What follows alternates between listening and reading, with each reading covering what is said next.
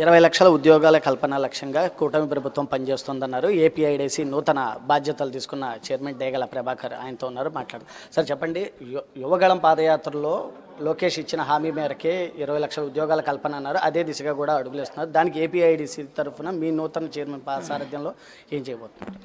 APIDC తరఫున అని కాకుండా ఇండస్ట్రియల్ డెవలప్మెంట్ కార్పొరేషన్ కానీ, ఇండస్ట్రియల్ ఏపీఐఐసి కానీ, ఏదైనా కానీ ఇండస్ట్రియల్ని ప్రోత్సహిస్తూ ఏదైతే యువగలం పాదయాత్రలో లోకేష్ గారు చెప్పారో 20 లక్షల ఉద్యోగాల కల్పనని, దానికోసం అహర్నిశలు కష్టపడుతున్నటువంటి మా ముఖ్యమంత్రి వర్యులు నారా చంద్రబాబు నాయుడు గారు, లోకేష్ గారు మా అందరికి కూడా రేపు ఇండస్ట్రీలకు సంబంధించిన అనేక కార్యక్రమాలు, మొన్న రీసెంట్గా ఒక్కొక్క కాన్స్టిట్యున్సీకి మరి ఇండస్ట్రియల్ పార్క్ అనేది డెవలప్ చేయాలని చెప్పేసి చెప్పడం జరిగింది.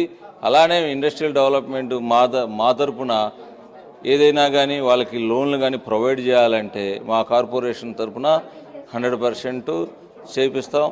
అలానే ఇండస్ట్రీలు ఎక్కడున్నా కానీ ప్రతి ఒక్కరికి కూడా నారా చంద్రబాబు నాయుడు గారు చెప్పింది ఏంటంటే, సూపర్ 6 పథకాల్లో ప్రతి ఒక్క ఇంట్లో ఒక వ్యాపారస్తుడిని, ఇండస్ట్రియలిస్ట్ని వాళ్ళని ప్రోత్సహించి ఇండస్ట్రియలిస్ట్ని తయారు చేయాలని చెప్పేసి కోరిక.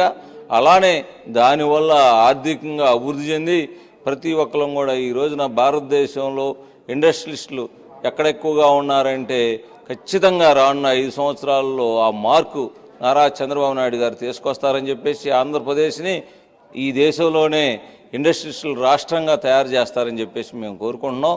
దానికి ఏదైతే 20 లక్షల ఉద్యోగాలు, అంతకన్నా ఎక్కువ ఉద్యోగాలు ఇచ్చే విధంగా ఈ రోజున అనేక కంపెనీలు కూడా ఆంధ్రప్రదేశ్లో పెట్టడానికి ముందుకు వస్తున్నాయంటే బ్రహ్మాండంగా దానికన్నా ఎక్కువగానే మరి ఉపాధి కల్పన చేస్తారని చెప్పేసి మా లోకేష్ బాబు గారు మేము భావిస్తూ ఉన్నాం. అంటే ఇంటికో యువ పారిశ్రామికవేత్త అన్నారు, దీనిపై ఏమైనా అవగాహన సదస్సులాగా ఏమన్నా కూడా ఏర్పాటు చేసే అవకాశం? 100% ఆ కార్యక్రమంలో ఉన్నాం.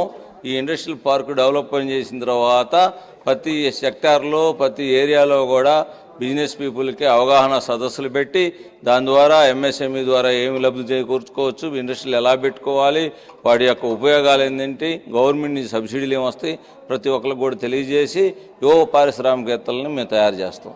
ఇంటికో యువ పారిశ్రామికవేత్తను కూడా తయారు చేసే విధంగా కూడా తాము పనిచేస్తూ ఉంటామని చెప్పి ఏపీఐడిసి నూతన బాధ్యతలు తీసుకున్న చైర్మన్ డేగల ప్రభాకర్ చెప్తున్నారు. కెమెరామెన్ నానితో జర్నలిస్ట్ మహేష్, విజయవాడ నుంచి.